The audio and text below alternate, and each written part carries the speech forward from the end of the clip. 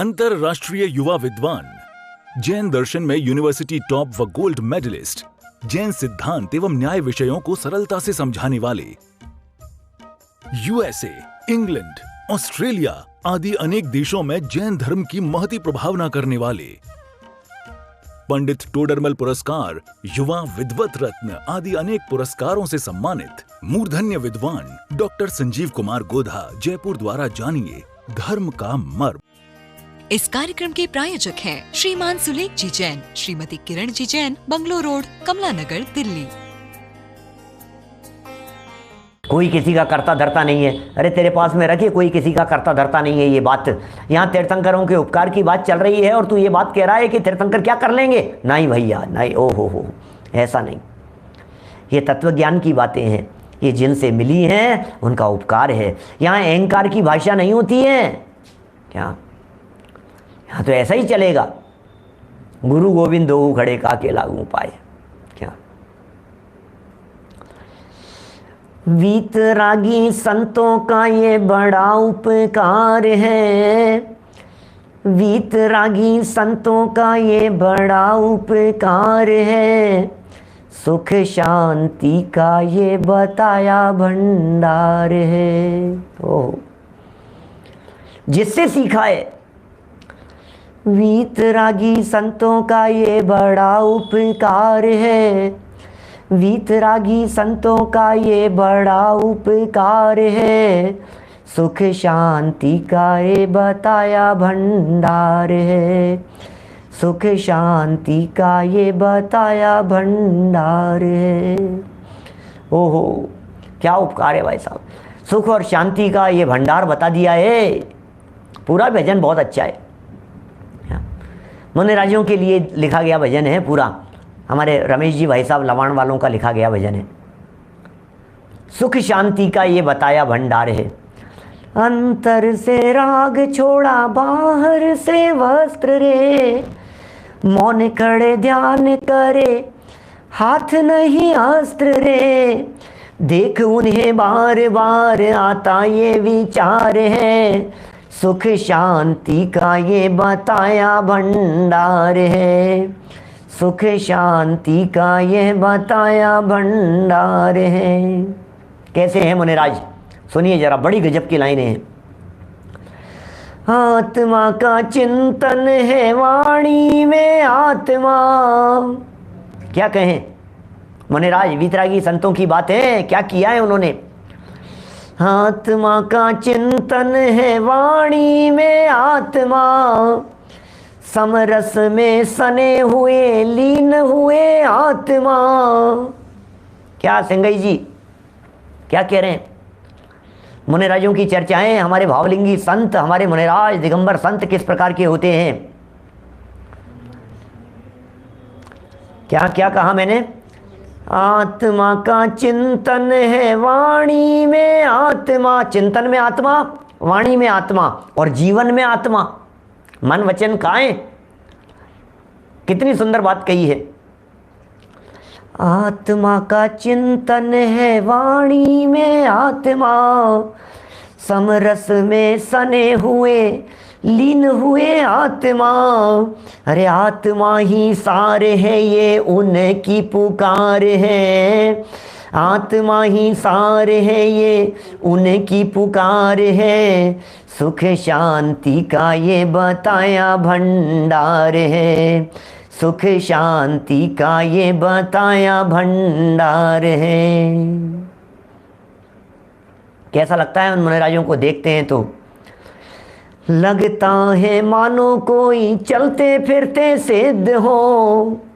कैसा लगता है मुनिराजों को देखते हैं तो लगता है मानो कोई चलते फिरते सिद्ध हो, और देखते ही धन्य हुए मिली जैसे निधि हो, और हाथ जोड़ शीश नमू उन्हें बारंबार है, हाथ जोड़ शीश नमू उन्हें बारंबार है, सुख शांति का ये बताया भंडार है, सुख शांति का ये बताया भंडार है। वीतरागी संतों का ये बड़ा उपकार है, वीतरागी संतों का ये बड़ा उपकार है, सुख शांति का रे बताया भंडार है, सुख शांति का रे बताया भंडार है। बोलो क्या है? बोलो। मैं तो गाता नहीं हूँ, मेरे को गला अच्छा नहीं है, आप तो सिर्फ शब्दों की तरफ ध्यान देंगे तो आनंद आएगा। इन वीतरागी संतों का कितना कितना बड़ा उपकार है, जिन्होंने सुख का मार्ग बतला दिया है, जिन्होंने शांति का मार्ग बतला दिया है। क्या शांति झलकती है, जिनके चेहरे से शांति झलकती है, जिनके अंतरंग से शांति झलकती है, जिनके चित्त में शांति है, जो बोलते हैं तो ऐसा लगता है मुख रूपी चंद्रमा से अमृत झर रहा हो। उन वीतरागी संतों का कितना कितना उपकार है हमारे ऊपर।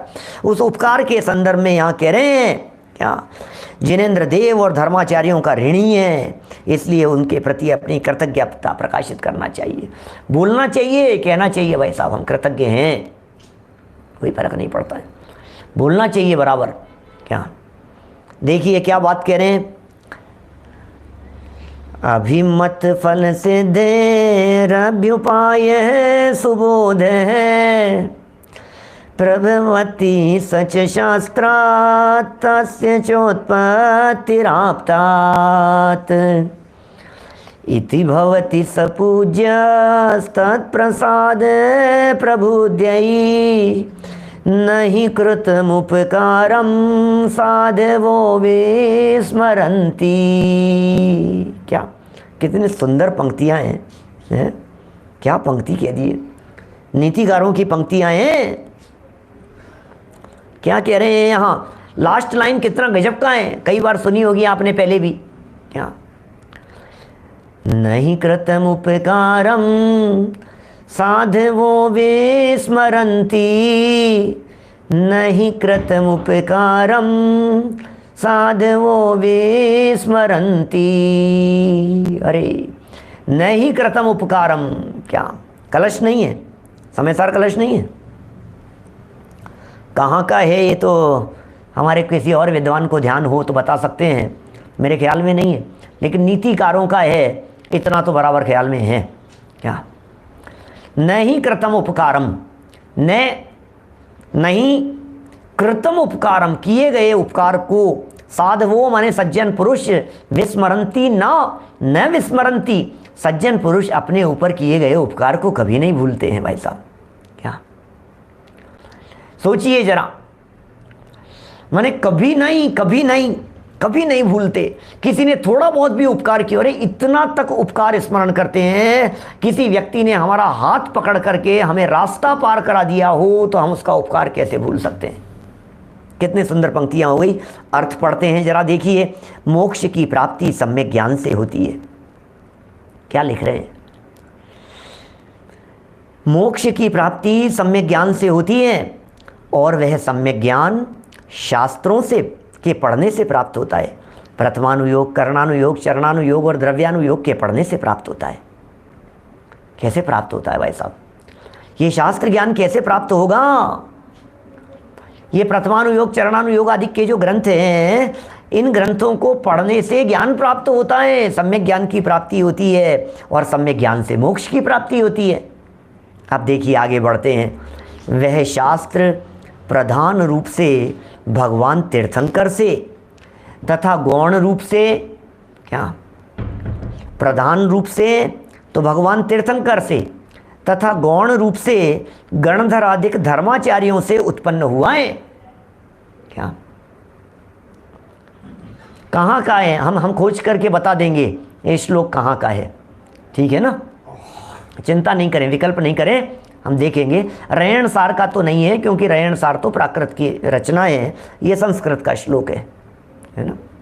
लेकिन कितना सुंदर है ये लाइन, तो हमें बचपन से याद है, नहीं कृतम उपकारम साधवो विस्मरंती, बचपन से याद है ये लाइन। क्या कह रहे हैं, शास्त्र प्रधान रूप से कहाँ से आए हैं भाई साहब? देखो, मोक्ष की प्राप्ति सम्यक ज्ञान से होगी, सम्यक ज्ञान की प्राप्ति शास्त्राभ्यास से होगी। शास्त्र कहाँ से आए हैं? बोले शास्त्रों के मूल कर्ता, अस्य मूल ग्रंथ कर्ता रहे श्री सर्वज्ञ देवा। इसके जो मूल ग्रंथकर्ता हैं वे तो सर्वज्ञ देव हैं।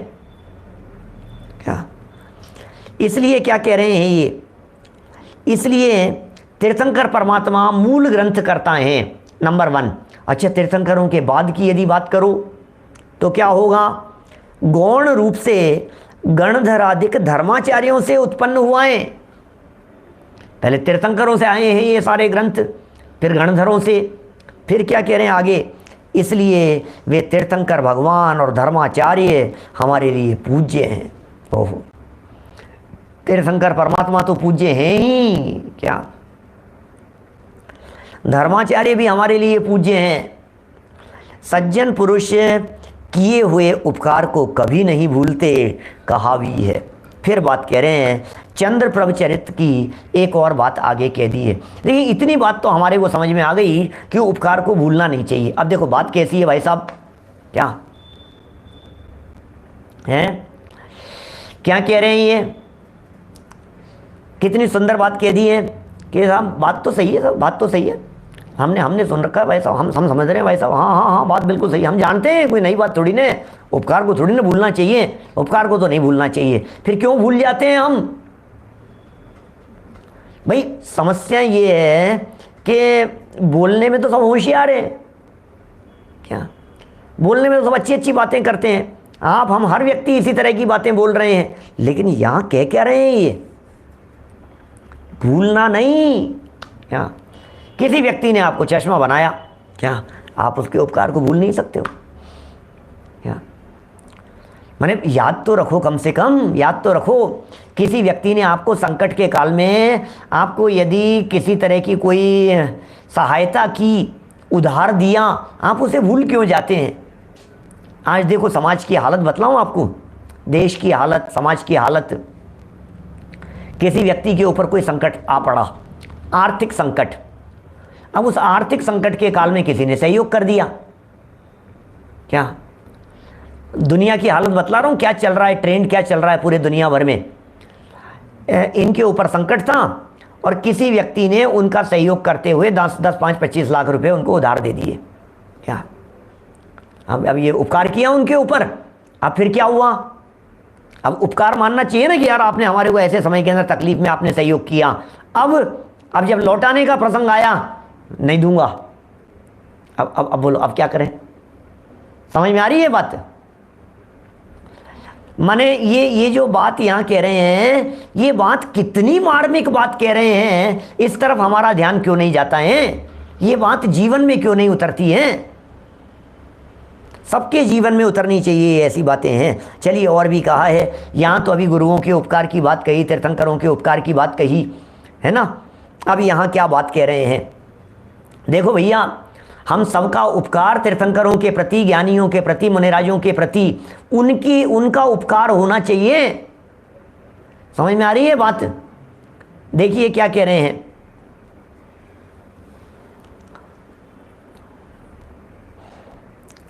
देखिए चंद्रप्रभ चरित्र का पहला श्लोक लिख रहे हैं यहां पर, विदित सुरेनम यदि हात्मवश्यम कृत, विधिरत सुरेनम यदि हात्मवश्यम कृतज्ञताया समुपेहि पारम गुणैरुवेतोऽप्यखिलै कृतघ्नः समस्तमुद्वे जयते ही लोकम। ओह, क्या गजब बात कह दी है। यदि तू इस परिवार को और समस्त लोगों को अपने वश करना चाहता है, परिवार की दृष्टि से बात कर रहे हैं, घर गृहस्थी की दृष्टि से बात कर रहे हैं, क्या भाई साहब योगेश जी ये क्या कह रहे हैं बोलो? ये कह रहे हैं परिवार वालों का उपकार कम है क्या? माता पिता के उपकार कम है क्या? आपके भाई के उपकार कम है क्या? हैं? हमारी बहन के उपकार कम है क्या? पुत्र पुत्रियों के उपकार कम है क्या? हमारे चाचा जी के उपकार कम है क्या? चाची के उपकार कम है क्या? ताई जी के उपकार कम है क्या?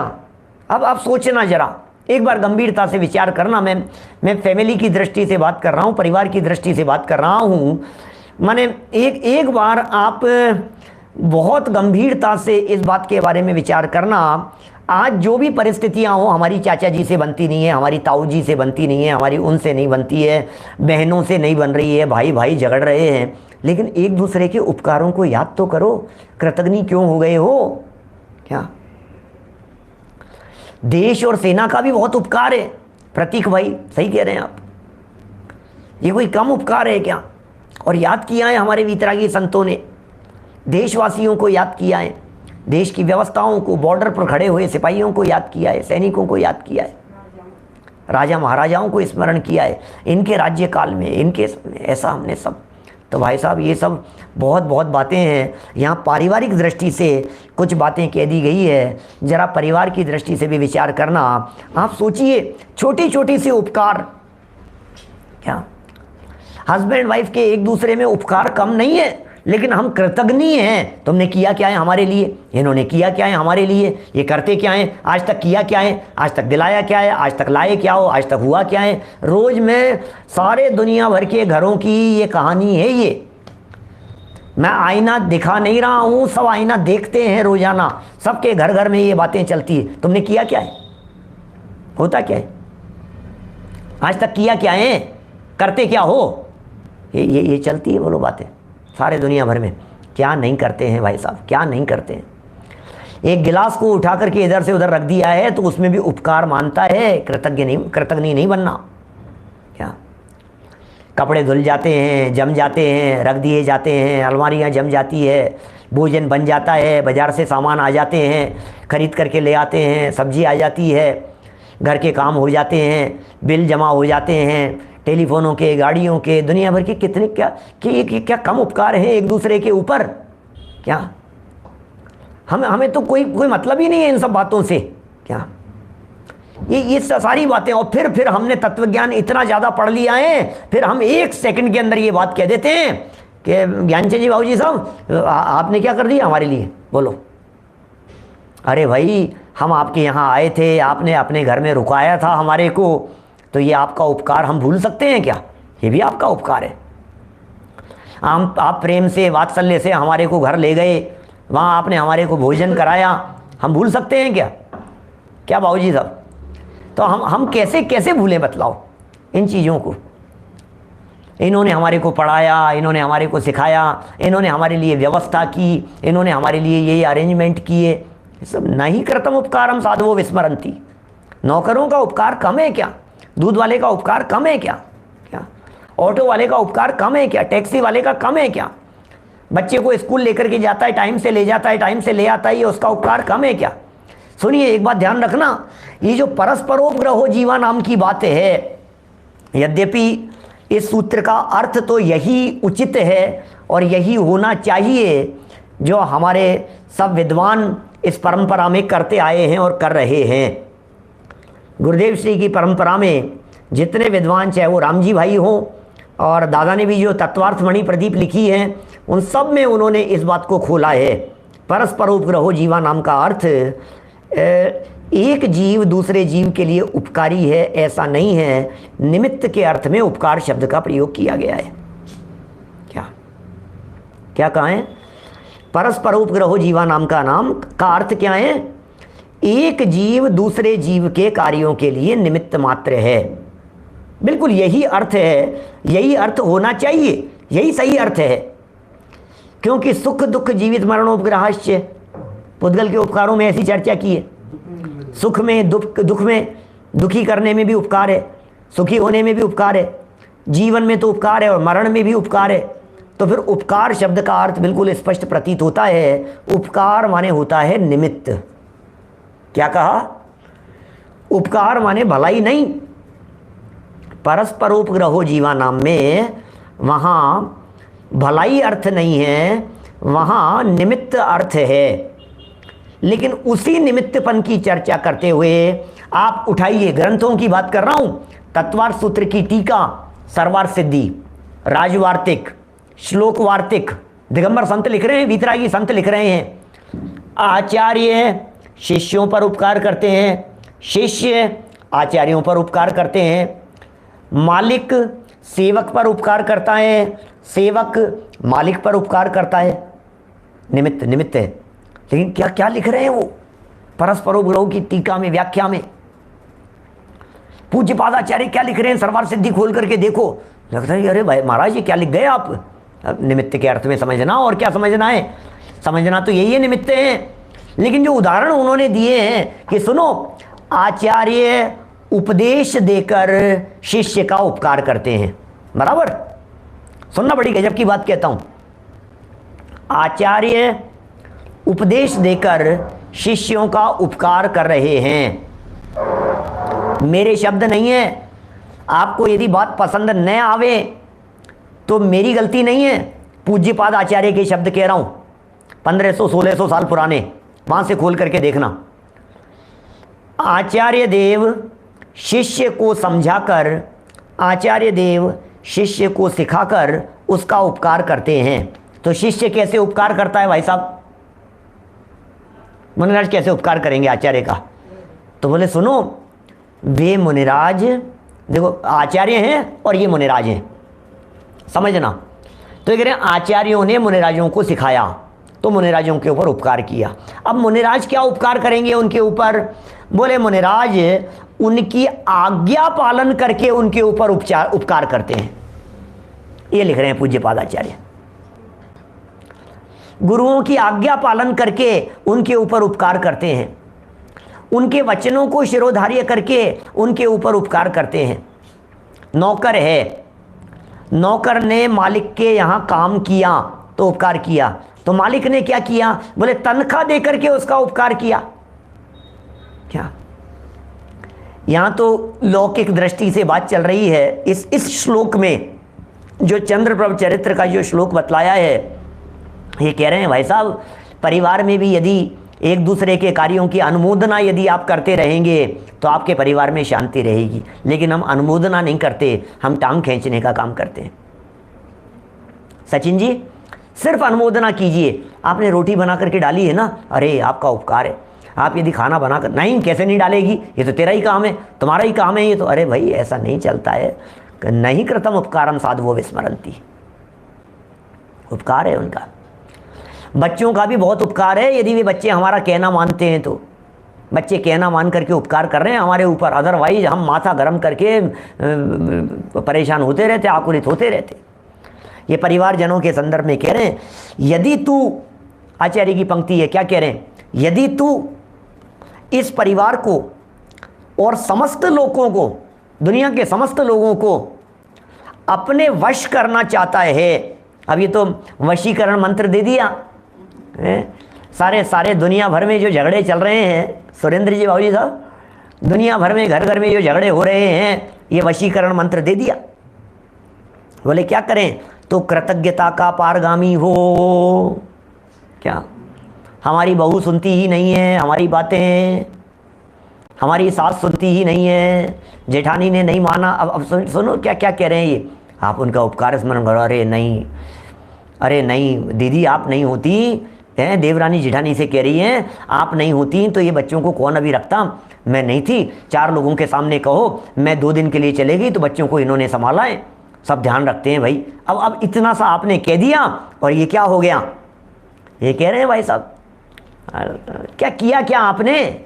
माना क्या बोलो, ये क्या कह रहे हैं? कृतज्ञता का पारगामी हो, कृतज्ञ बन, प्रशंसा कर। जिग्नेश भाई आपका बहुत उपकार है पूरी सभा के ऊपर, फटाफट लिख करके आप डाल देते हैं पंक्तियां, हम कैसे भूल सकते हैं इस उपकार को। देखो, कृतज्ञ बन, कृतज्ञ मत बन, कृतज्ञ मत हो, क्योंकि कृतज्ञ मनुष्य भले ही, अब समझ लेना कृतज्ञ के बारे में। अब क्या कह रहे हैं? अभी तक कृतज्ञता की बात कर रहे थे, अब कृतज्ञता की बात कर रहे हैं। क्या इस कार्यक्रम के प्रायोजक हैं श्रीमान सुलेख जी जैन, श्रीमती किरण जी जैन, बंगलो रोड, कमला नगर, दिल्ली।